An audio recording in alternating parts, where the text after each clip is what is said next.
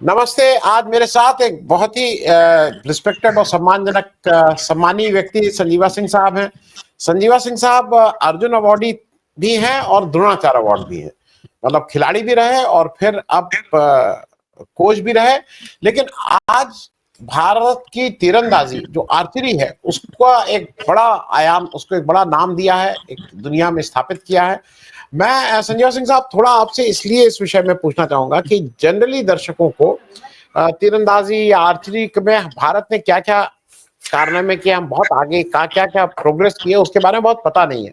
तो ओवरऑल इस खेल के बारे में, और जनरली ये माना जाता है कि इसमें ट्राइबल के लोग ज्यादा अच्छा करेंगे, लेकिन अब तो ये बहुत ही वो हो गया है जिसको बोलते हैं ना, इसमें बहुत कुछ नई साइंस और टेक्नोलॉजी भी आ गई है। तो हम कहाँ पे हैं, ये खेल क्या होता है, जरा एक ब्रीफ दे दीजिए, फिर मेरे 2-3 प्रश्न होंगे आपसे। संजीवा सिंह साहब। देखिए, सबसे बड़ी बात तो मैं धन्यवाद देना चाहूँगा अनवरदन जी का कि आज उन्होंने अपने स्टूडियो में आज हमें बुलाया है। और आपको बता दें कि इस समय जो तीरंदाजी है काफ़ी अच्छा स्तर पे पहुँच चुकी है। अगर हम वर्ल्ड की बात करें तो इस समय कंपाउंड में जो पुरुष और महिला वर्ग दोनों में ही हम वर्ल्ड नंबर 1 में हैं। अगर हम पुरुषों की बात करें तो वर्ल्ड नंबर 4 पे है पुरुष में, और वर्ल्ड नंबर 9 पे है महिला वर्ग में रिकर्व में। तो रिकर्व एंड कंपाउंड 2 गेम होते हैं। दर्शकों के लिए बता दें कि जो रिकर्व है वो ओलंपिक में होता है, जो 70 मीटर की दूरी पे खेली जाती है, और 50 मीटर की दूरी पे जो खेला जाता है वो है कंपाउंड, जो कि world championship, Asian games, Commonwealth games सब में इंक्लूडेड है। ओलंपिक में नहीं है, लेकिन बातचीत चल रही है कि उसको भी इंक्लूड करने की।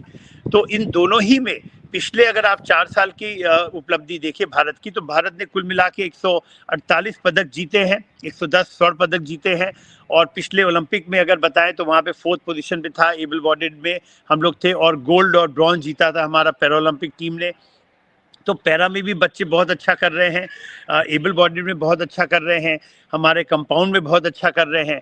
इस पिछले साल अगर देखा जाए तो 2 वर्ल्ड चैंपियन जो बने थे, दोनों रिकर्व में, तो दोनों ही वर्ल्ड चैंपियन जो थे हमारे, चाहे वो 5 सोलंके थे, चाहे वो अपने प्रियंश थे, वो दोनों ही यहाँ के थे, इंडिया के थे। जूनियर वर्ल्ड में, यूथ में जो कैडेट में वर्ल्ड चैंपियन बनी थी अदिति गोपीचंद स्वामी, जो 17 साल की पहली महिला तीरंदाज थी जिन्होंने एक ही साल में कैडेट में भी जीता, अंडर 18 में भी, और साथ ही साथ सीनियर में भी उन्होंने वर्ल्ड चैंपियन बनी थी।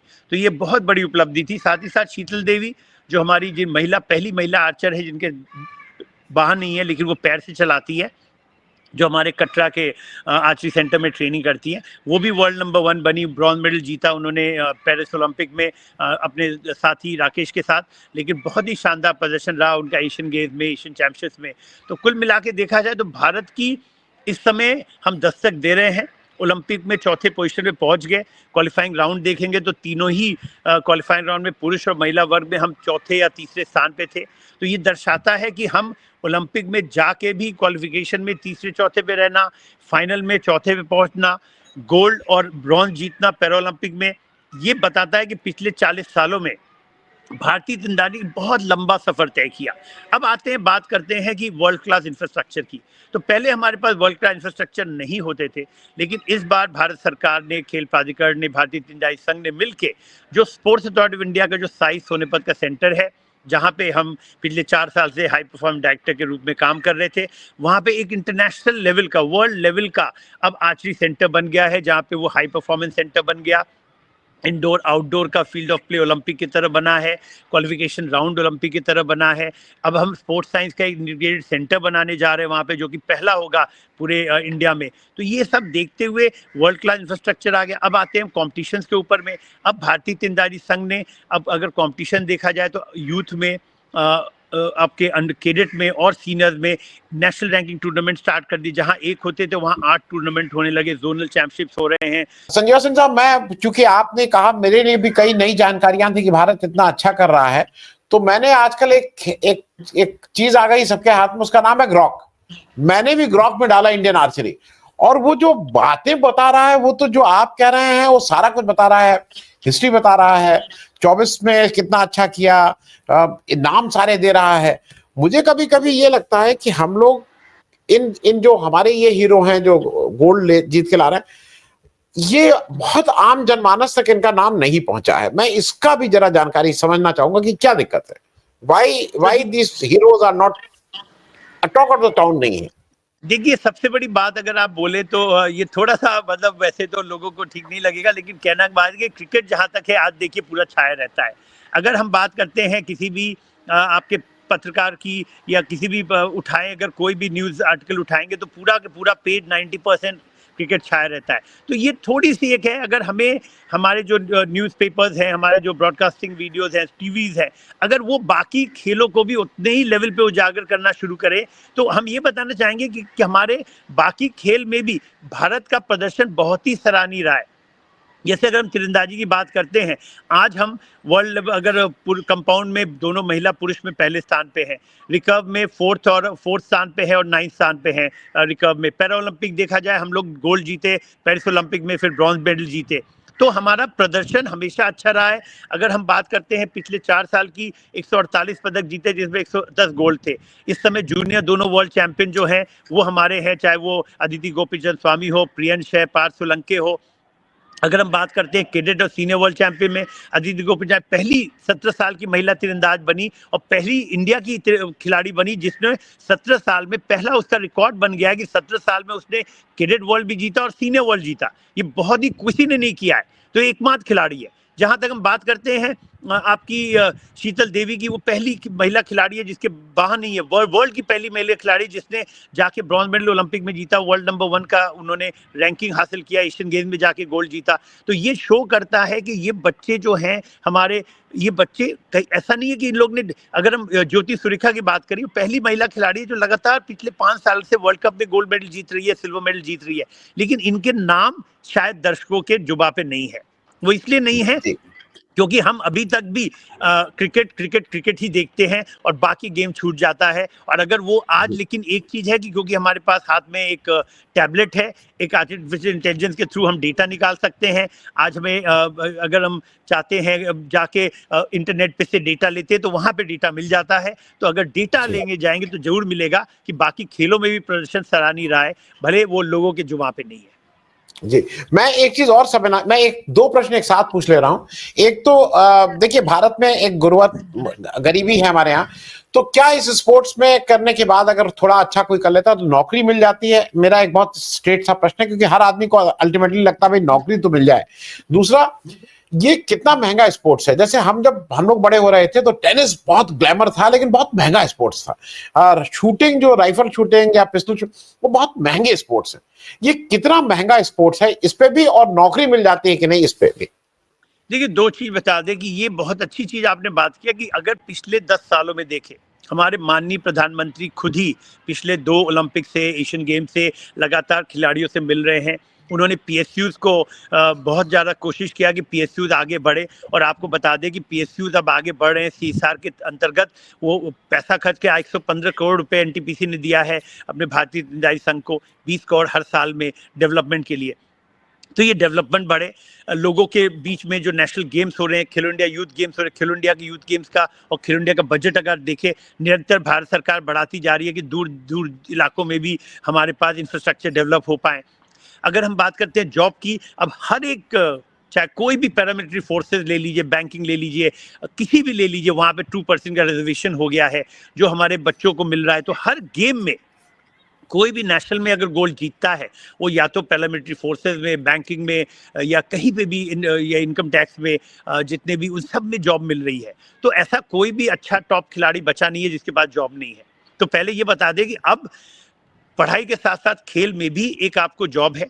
मैं संजय साहब, चलते चलते 2 प्रश्न इसलिए पूछ ले रहा हूं क्योंकि वो इंपॉर्टेंट हैं, या मैं एक एक करके।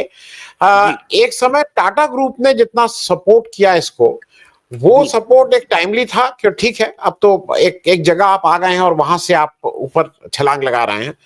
मैं उसके बारे में थोड़ा इसलिए जानना चाहूंगा क्योंकि आप उसमें एक बहुत की पर्सन थे, आपने बहुत महत्वपूर्ण रोल निभाया। थोड़ा उसके बारे में ब्रीफली अगर दर्शकों को बता। देखिए, 1996 में जब हम लौटे थे अटलांटा ओलंपिक से, और वहाँ पे हमने अपने मैनेजिंग डायरेक्टर डॉक्टर जमशेद ईरानी, उस समय हम टाटा में कार्यरत थे, और वहाँ पे उनको हमने लिखा कि सर, एक ये झारखंड का एक ट्रैवल गेम है, क्या इस गेम के लिए हम टाटा आर्चरी अकेडमी का स्थापना कर सकते हैं? तो डॉक्टर ईरानी ने बिल्कुल बोला कि ये एक बहुत अच्छा पहल है और इसको करना चाहिए। और हम लोग ने पहला 4 अक्टूबर 1996 को टाटा तीरंदाजी अकेडमी का स्थापना किया। जिसके वजह से पिछले 25 सालों में अगर आप देखेंगे, अब 4 साल के अंदर ही हम लोग ने अंतर्राष्ट्रीय पटल पे पदक जीतना शुरू किया। आज जितने भी, ये पहला अकेडमी है भारत का जहाँ पे 2 पद्मश्री, 3 द्रोणाचार्य अवार्डीज और 6 अर्जुन अवार्डीज हैं। और कुल मिला के पिछले 26 सालों में अगर हम देखेंगे तो कुल मिला के मोर देन 200 इंटरनेशनल पदक जीते हैं, 1000 से ज़्यादा राष्ट्रीय पदक जीते हैं। तो ये पॉसिबल हुआ क्योंकि टाटा ने एक सही समय पे 1996 में एक तो अकेडमी का स्थापना की और साथ ही साथ जितने टूर्नामेंट से उनको स्पॉन्सर किया। सो एज आई सेड कि बहुत ही अच्छा प्रदर्शन रहा, जो कि टाटा के बदौलत हम लोग को जो फायदा हुआ टाटा अकेडमी स्थापित करने का, इंटरनेशनल टूर्नामेंट्स कंडक्ट कराने का, जिसके वजह से भारतीय तीरंदाजी आगे बढ़ा। हम लोग कल वर्ल्ड कप में जीतना शुरू किए, एशियन चैंपियनशिप में जीतना किए, वर्ल्ड चैंपियनशिप में जीतना शुरू किए, लेकिन ओलंपिक तो भी बाकी रह गया। लेकिन इस बीच में हम लोग ने और सेंटर उभर के आया, आर्मी स्पोर्ट्स इंस्टीट्यूट आया सामने में हम लोग का। अगर देखा जाए जो अपना ये जो कटरा का सेंटर है, जो श्राइन बोर्ड का सेंटर जो बना, वहाँ से बहुत सारे बच्चे निकले, चाहे वो जो राकेश कुमार होंगे, शीतल देवी होगी, ज्योति बलियान होंगी, तो उन लोग आगे सामने आए। तो अभी बहुत सारे और भी सेंटर आ रहे हैं सामने, बहुत सारे, जैसे कि अभी हमें संजय मैं बीच में रोक रहा हूँ। एक आपने अभी सेंट्रल लेटेस्ट अपने गृह जनपद देवरिया में खोला है। फॉल दी, मतलब सबको लगता है देवरिया में कैसे कुछ कोई सोच सकता है, क्योंकि यूपी में जनरली हम लोग खेल कूद में बहुत ज्यादा बढ़ावा नहीं देते हैं, और देवरिया में पढ़ाई लिखाई ठीक है, लेकिन ये कैसे आपके दिमाग में आया और आप कितने होपफुल हैं कि वहां पे वो सेंटर? तो बहुत अच्छी बात किया। देखिए, पहली बात था कि हम अभी सेवानिवृत्त हो रहे थे अपने टाटा ये भारतीय खेल प्राधिकरण से और अपने टाटा रियल्टी जहां हम सीनियर वाइस प्रेसिडेंट थे। तो मेरा 4 अक्टूबर को, मतलब 30 अक्टूबर से वहां पे सेवानिवृत्त हो रहे थे। उसी समय हमने देखा कि हमने अकेडमी, क्योंकि जितना नॉलेज था वो नॉलेज को यूज करने के लिए जरूरी था कि उसको अकेडमी में लगाया जाए, बच्चों को ट्रेनिंग में लगाया जाए। और हमने सोचा कि जो हमारा नेटिव प्लेस है देवरिया, जहाँ के हम बिलोंग करते हैं, वहाँ पे हमारे पैतृक संपत्ति थी, वहाँ पे जो जमीन था उसको बदौलत हमने वहाँ पे ये स्कूल खोला। और हमने देखा कि रूरल टैलेंट को स्पॉटिंग करना बहुत जरूरी है। देखिए क्या है, जितने भी अकेडमीज खुल रहे हैं वो है अर्बन सेंटर में, लेकिन रूरल सेंटर में अकेडमीज नहीं है। और अगर हमें देश को विकसित भारत बनाना है, अगर हम बात कर रहे हैं 2047 में आगे ले जाने की, जब हम विकसित बनना चाहते हैं, तो अगर रूरल को छोड़ देंगे तो वो होगा नहीं। प्रधानमंत्री का जो सपना है और जो करना है, तो इसलिए जरूरी है। और सबसे बड़ी बात थी कि 2036 में हम लोग ने उम्मीद कर रहे हैं कि हम लोग इस बार ओलंपिक का मेजबानी करेंगे, और 2036 ज़्यादा दूर नहीं था, 12 साल ही दूर है। तो लेकिन उसको अगर हमें ध्यान में रखते हुए हमने बोला कि एक रूरल सेटअप किया जाए, एक रूरल अकेडमी बनाया जाए, जो कि एक रोल मॉडल बने, जो बाकी खेल भी उसको अपना सकते हैं, भारत सरकार अपना सकती है, खेल स्टेट गवर्नमेंट अपना सकती है, क्योंकि कोई तो पहल करेगा। तो हमने ये पहल किया, पहला वर्ल्ड आर्चरी स्कूल बनाया। क्योंकि एक चीज जो हमने देखा पिछले 40 सालों में, पढ़ाई बहुत जरूरी है खेल के लिए। अगर हम पढ़ाई नहीं करेंगे तो हम जो स्पोर्ट्स साइंस को समझ नहीं पाते, जिसके वजह से आज हम 95% पे परफॉर्म कर रहे हैं। जरूरी क्या है कि हम स्पोर्ट्स साइंस को यूज करना, उसके लिए स्पोर्ट्स साइंस को समझने की भावना होनी चाहिए। वो तभी होगा जब हम पढ़ते रहेंगे।